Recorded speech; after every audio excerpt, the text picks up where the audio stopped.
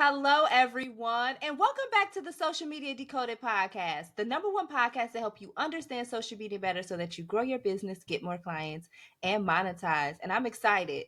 If you're watching this on YouTube, you see we got a new setup and a new sign. So you might want to head over to YouTube, Michelle Thames on YouTube, and check out the Social Media Decoded podcast. Did you know all of our guests, well, a lot of our guest episodes are in video format. So if you're like, I want to see some behind the scenes, head on over there. But I'm excited today. You know, I always get excited when we have special guests, and we are talking to my friend Christina. And we're talking about guest podcasting, why this is important, and why you should absolutely be doing this. So, Christina, welcome so much to the Social Media Decoded podcast. So excited to chat with you today. Thank you, Michelle. I am so excited to be on here today, talking to your audience, really talking about, how you could be using earned media in conjunction with the social media that you might already be doing to really move both of them forward. And so I'm really excited to get into that today with your listeners. Yeah. So if you could tell us a little bit about you and how did you get started with PR? How did you get started with podcasting? All the things we want to hear your story. Yeah, absolutely. So I've been in the PR world for almost 20 years. I've been doing this for a long time, basically from when I was right out of college. I took a year to travel and then got into working and doing PR. And so for me, kind of what happened was I started in PR. I worked for some great companies like Cirque du Soleil, Dark Horse Comics. I worked for a lot of agencies. And I got to kind of build up that public relations publicity repertoire that I did. And then I had my daughter in 2014. And when I had my daughter in 2014, I was like, you know what? I don't want to be working full time anymore. And I honestly didn't think that was going to be how I felt, but it was how I felt. That was the reality of the situation. So, together with my partner, we decided that I was going to, just kind of be home for the first year or so of her being around. And so that's what I did. And I started to have people reach out to me that had worked with me prior and be like, hey, can we hire you to do some freelance PR, hire you to do some copywriting, etc. My particular area of expertise was tourism PR, so tourism publicity. And so I had people reaching out to me to see about doing that. And I was like, yeah, why not? Did that for, a year or two. It was fun. And then I decided, and this is kind of a longer story, but I promise it comes down to how I got where I am today. But I decided I'm going to do a course. I'm going to do a course because I was like convinced it was going to make me $1 million. It was going to be super easy. It was going to be like passive income. I was like, wonderful, genius. I've done it. And so I did it. I created a course and I kind of followed these, online marketing gurus to kind of get that done. And in the course of that, I also, when I went to launched it in the exact same way that they were teaching to launch, which at that time was like money to ads to webinar. This is like 2017, 2018, webinars to an email funnel. And I was like, perfect, easy enough. But I want to be very clear here that I did no publicity the first time I launched my course, even though my course was about publicity. So if you ever feel like you have a real facepalm moment in your business, know that I've been there as well. Okay. We're all friends here. We're in the trust tree. We can talk about the things that we've, done wrong in our business journey. But it didn't go great. Suffice to say, I didn't sell a lot of the courses. My partner was like, what are we doing here? And I was like, I am making passive income. And he was like, interesting, because it seems like you're selling, like you're spending a lot of money and a lot of time. And I was like, it will get there. But the next time I went to launch my course, I was like, I'm doing this my way. And at that point, podcasts were beginning to become something that people were paying more attention to. Again, this was like 2018. They're nowhere near what they are today. That's just part of for most people, part of their daily lives. But they were something that people were starting to know about. And so I took all my skills of, at that time, 15 plus years in the public relations world and started to pitch myself onto podcasts that were full of that ideal customer for me. And the difference I saw in my business was night and day. When I started guesting on podcasts, I had people reaching out to me to talk about consulting, to talk about speaking at events, buying my course right off the shelf. There didn't need to be this huge funnel of me warming them or doing this type of stuff. They heard me and that know, like, and trust factor had been upped dramatically. They were ready to buy, they were ready to work with me. And so I did that for a few years until the pandemic. When the pandemic happened, I knew right away that tourism was not going to have the money to be spending on this type of publicity work at that point. And I had already had a bit of an inkling to kind of go a different direction. And so I just kind of, in that opportunity, in that time, and I know like you started this podcast in 2020, just kind of the same thing, was like, all right, how do I kind of pivot at this point? And so I pivoted into teaching people how to pitch themselves to podcasts. But by the end of that year of 2020, I just had so many people that were like, yeah, this is great, but could you just do it? That I started to do it for people. I started out just as myself, and now we've grown into the agency that we have today. And what we do today is we get traditionally under-recognized entrepreneurs booked on podcasts. So for us, that's women, members of the LGBTQ and BIPOC communities, and neurodiverse entrepreneurs. We get them booked on shows full of their ideal audience so that all they have to do is show up and shine. Show up and shine. I love show that. Up and shine. Show Yes. up and shine. And I had a baby in 2014 too. My daughter is 9. She just turned 9 the other day. So look at that. Congrats. And I too, yes, you too. I too said, I don't want to go back to work. And so I figured it out. I went through some things, and here I am today. And I really love, podcasting. And I agree with you. It brings opportunities. People reach out to me to speak in their groups for speaking engagements. Mm-hmm. They're buying courses. I mean, it's so many opportunities, but we have to be realistic with everyone and say that this is not like a get rich quick. It is like a slow burn. This podcast just turned 3 years old. Okay, y'all. Yes. This podcast just turned 3. And let's talk about consistency too. Like consistency is a definite part of that. But I want to talk about guest podcasting a little bit more and how it really is beneficial to entrepreneurs and business owners.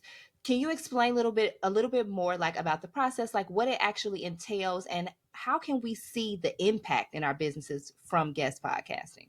Yeah, this is a great question, and I'm going to kind of answer one at a time, so please forgive me if you need to repeat something, but mom brain, I haven't had my second coffee yet, so I'm like, let me take one at a time there. But I love this. See, Michelle gets it. She understands. She knows. So basically, when it comes to one thing I kind of want to back up and talk about is the difference between publicity and social media.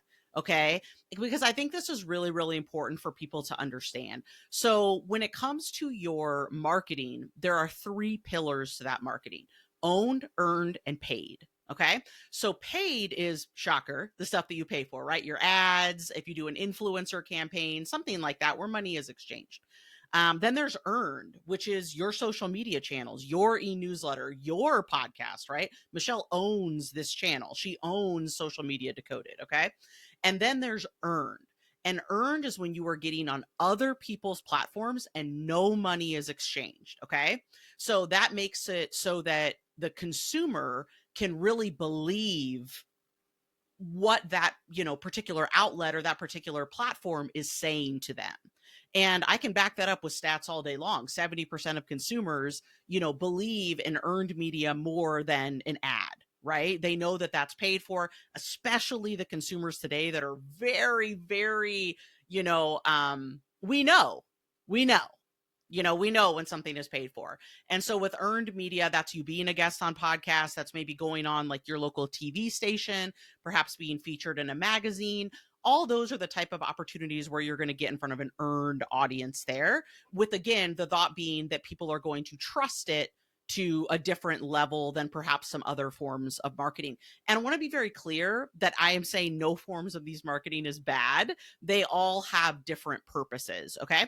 But I want to make sure that it's clear that you understand what publicity is, so that I'm not just saying this word and then people are like, what does that mean? And so hopefully that gives you a really good idea of what that is. So with that in mind, when you're ready to get started being more visible through publicity, the main thing that I want you to think about, first and foremost, the first question I asked any client that comes to us: who is your ideal customer? Who is it? Who is that person that you want to be getting in front of, that you can make money when you get in front of them, right? And that is really what's going to determine all of your strategy around publicity. right? So for me, personally, well, I'm trying to get in front of multiple six-figure business owners that are in one of those under-recognized categories that are looking to get more visible. They're looking to kind of have that long game in their business of getting out there, having all that social proof of being on shows, etc. So I'm trying to find shows that I can get on where that is who is listening, right? That's what I'm trying to do. I'm not just trying to get on any show I possibly can. I want to make sure that I'm getting on the right shows. And I think that that's a really important thing for people to kind of have a mindset shift about, which is not, let me just get on any show I can.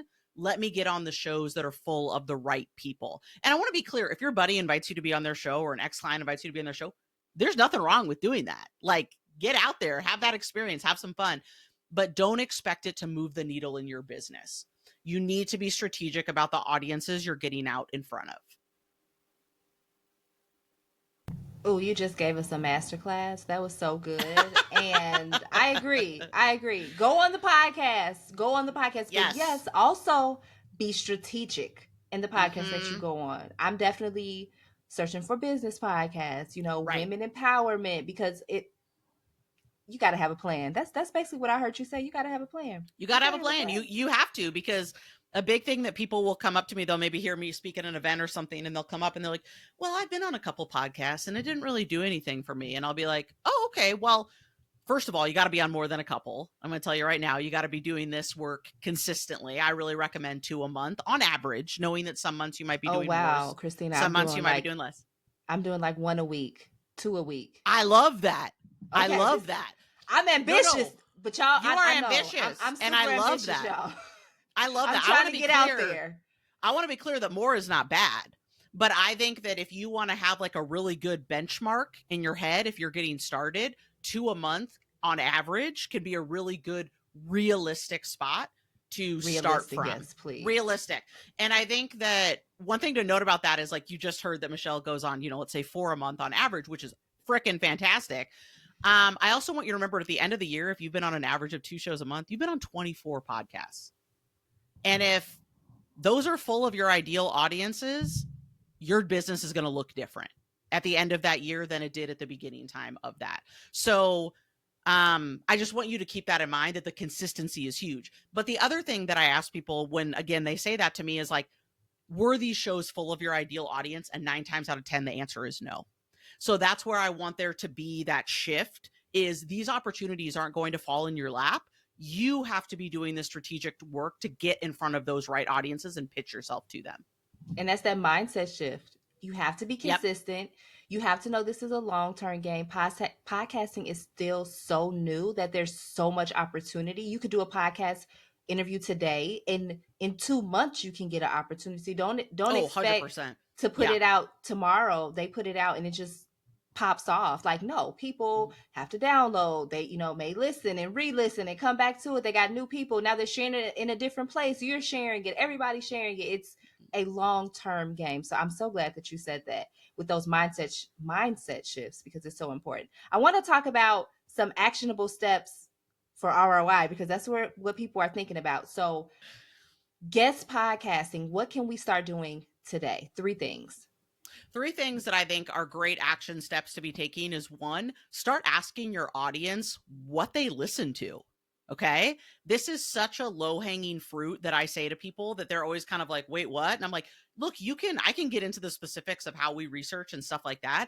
But honestly, the first best step is to throw out an Instagram story, to put a PS at the end of your e-newsletter and just say, what shows do you listen to? What is it that you're listening to on a regular basis? Now, I'm a big true crime fan. A lot of my followers know that. So they send me some really awesome shows of that, which I absolutely love. But I'll also get some business related shows that I have never heard of before, right? That are in a completely different realm, than the circles that I might normally be in. And that is what I'm looking for, because I know that ideal customer is already listening to that show, which means there's other people just like them that are listening to that show as well. So if I can give you like what to do in the next 24 hours, that's what I want everyone that's listening to do. Put up a story, put a PS at the end of your newsletter, ask the people that are already following you what they listen to. The other thing that I would say to do is, we've already talked about getting really clear on who you want to be, or I'm sorry, who you want to be talking to, who your ideal customer is, but also what do you want to talk with them about? And the reason that I say that is you got to get some great topics under your belt, okay? Because I think a lot of people make the mistake of, and Michelle and your team, I'm sure, get a lot of pitches, right? And I guarantee to you, and she's nodding her head right now, but most of them are bad. Most of them don't fit. Yes, They're not exactly. social media marketing related. Exactly. If we can make it work, I will. Like, I've had health people, and I've had Sure. I've had my friend, she came us and showed us some tapping to help us get Oh, clear I as do love tapping. entrepreneurs. Yeah. Yeah. Oh, go check out that episode. But yeah, Yeah. if it can't fit, or if it can't make it work with the theme, I'm very serious about that. I'm sorry. Yeah. And that's something that you as the guest need to acknowledge, right? You as the guest need to go to a host and show them why you can bring value to their audience, right? A lot of people do what we call the spray and pray method, okay? That means they write a pitch, they kind of bullet out a couple things that they think they can talk about, and they send that to 100 people, praying that they get on a couple of those shows. That is not the way that we pitch at our agency, and that is absolutely not the way that I recommend when I teach people how to pitch, how they should be doing that work. You need to have really solid topic ideas that you can be showing the value to their audience for you to be on that show. They are not bringing you on to sell, okay? They are bringing you on to bring knowledge to their audience, all right? And the idea is that hopefully a couple people will be listening to this show today. They really like what I have to say, and maybe they want to come explore more about what I have going on. But at the end of the day, I can know that Michelle felt like this brought amazing value to her listeners, right? And number 3 that I would say of getting ready to be pitching is be prepared to use your pitches, or not your pitches, excuse me, the actual episodes in perpetuity. Because this is something that I see people miss out on all the time. And the beauty of being on your show today is that social media is the ideal way that you can be using your podcast episodes, people. And this is one thing that we now do for our private clients, like that we didn't used to do. I used to just be like, okay, here's what I need you to do, and it just wouldn't get done, right? And so now we do it on their behalf to a certain extent, because a lot of people will be a guest on a podcast. This is what I don't want you to do, guys. I'm going to tell you a cautionary tale.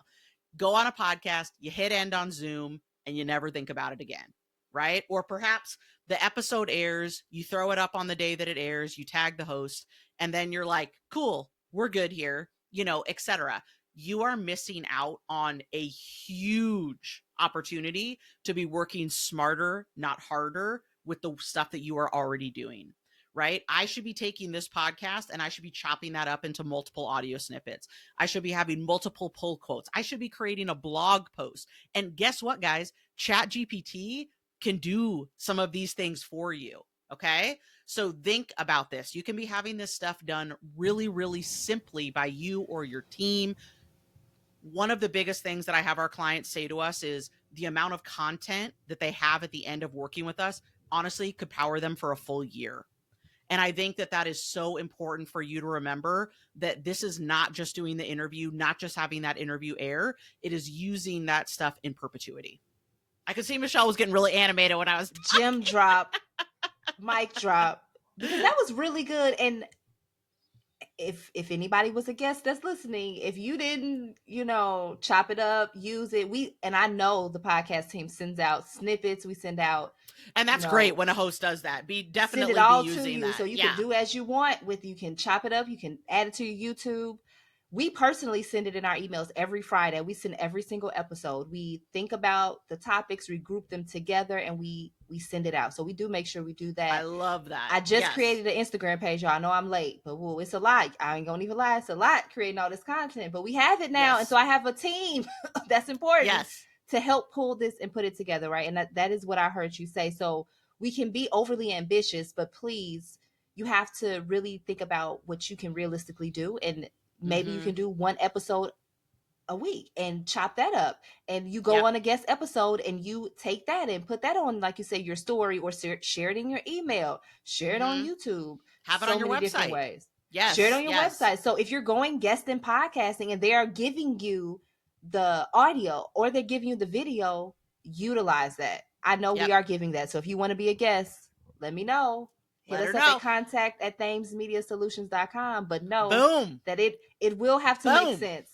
It And will, the of team course. is going to, Yes. they are going to research you to make sure that you're legit. I'm sorry, Yes. but Don't be sorry. I have to. You're right. I'm not sorry. Don't be I sorry. have to Yeah. trust the people that come on this podcast because it means so much to me, and I do not want to provide you all with any information or people that may be lying or not really about what they're talking about. So we research. And I love that, and that just goes to why going on podcasts is so impactful, because those hosts care so much about who they're bringing on, and their people that listen to them know that. And that means when you go on as a guest on their show, people pay attention.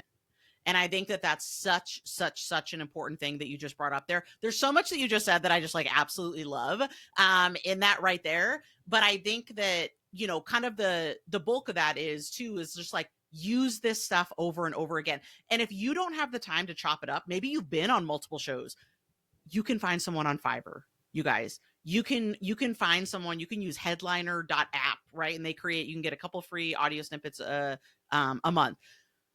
Find the way to get it done, because that is a huge part of the long-term work of publicity, and particularly podcast publicity. Absolutely. Oh, this has been like a masterclass. You dropped the mic. You gave so many amazing tips, dropped so many gems. If you're loving this episode, make sure you tag me on Instagram at Michelle Thames and let me know what you thought about this podcast episode. But before we head out, I'm so sad we're ending this, but y'all know I keep it. We're gonna keep it moving. You keep it tight. You keep it tight and right. Yeah, okay. So yeah. What were some books or resources that have helped you along your entrepreneur journey? Because we love books and resources here. We have a whole library. The amazing guests have shared all their knowledge with us. So have there been any books that you really have enjoyed that help you along your entrepreneur journey? 100%. Absolutely. So for me, the book that really changed my entrepreneurial journey for me was Rocket Fuel. And some of you may be already familiar with that. Gino Wickman is kind of very well known in the entrepreneurial world. But the thing that did for me, that book did for me, was it helped me understand that the way I am is okay and I can still be an entrepreneur. And what I mean by that is he explains a visionary and an integrator and why both those things are extremely important at a business. And I am all vision, all visionary. And the integrator is who gets stuff done. Right. But for my first couple of years of entrepreneurship, I had such a hard time getting stuff done. That's why I'm telling y'all, hire that person on Fiverr, use ChatGPT, do these things, make it easier for you if that's the way that you are. Some people thrive in the creation of the stuff. That's what they really like to do. Right. And both of those things are equally important in a business, but you need to make sure. It kind of gave me permission as a business owner to be like, this is what I'm good at. This is what I naturally am good at. And here's what I might need to hire or find people that can help me with this aspect of my business. So Rocket Fuel was really great for me in that sense of kind of giving me that freedom. And this was probably 5 years ago that I read this book. And it still sticks to me as one of those ones that really like shifted my mindset of like, oh, this is something you can do. You just need to recognize what your strengths are and what your strengths are not. Oh, I'm about to check out this book. That is such like add to Amazon. Add to Audible right now. Yes, such a great and I definitely agree. Like everyone runs their business different. You don't have to be like anybody else. You don't have to have the business model that everybody else does. You don't have to fit into a box. If you don't want to work with people and clients, fire them. Fire those clients. Okay. I'm telling y'all that today. 100%. You do not have to put up with the BS. Yep. All right. So we're gonna check out that book. Happened. Thank you so much. But no, I was like ready. When I knew you were going to ask about books, I was like so excited. I was like, all right, I'm going to talk about Rocket Fuel. And then my podcast. So you know that I listen to a ton of podcasts, but the one that I really, truly, I mean, there's many that I really, truly love, but one that like the second it comes out, I like have to turn it on is Rachel Rogers' Hello 7 podcast. I'm a huge fan of Rachel. I went to her event that she had earlier this year.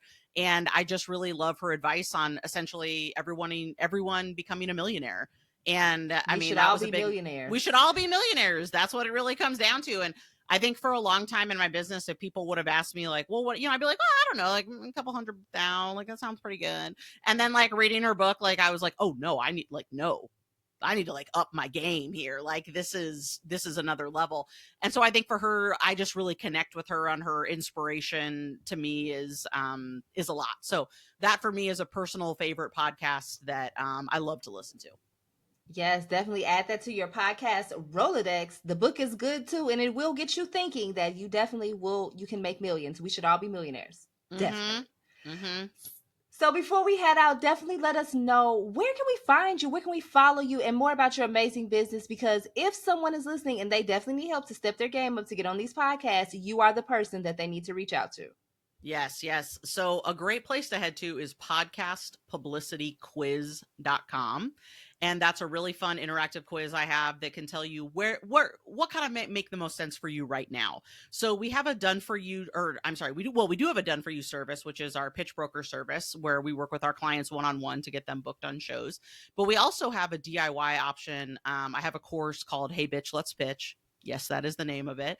And it is all about teaching you how to pitch yourself to podcasts, how to do that research, how to do that follow-up, all that type of good stuff as well. So we have those kind of couple options there for folks that they can take a look at. You can also always find me on Instagram at Publicity by Christina. Awesome. And we will make sure we put all that information down below in the show notes. And I think that quiz is fantastic. I'm gonna go take it. Thank you. I'm gonna take the quiz. But thank you so much, Christina. This has been such a great episode. And thank you all so much for tuning in. And we will talk to you all in the next one. Bye.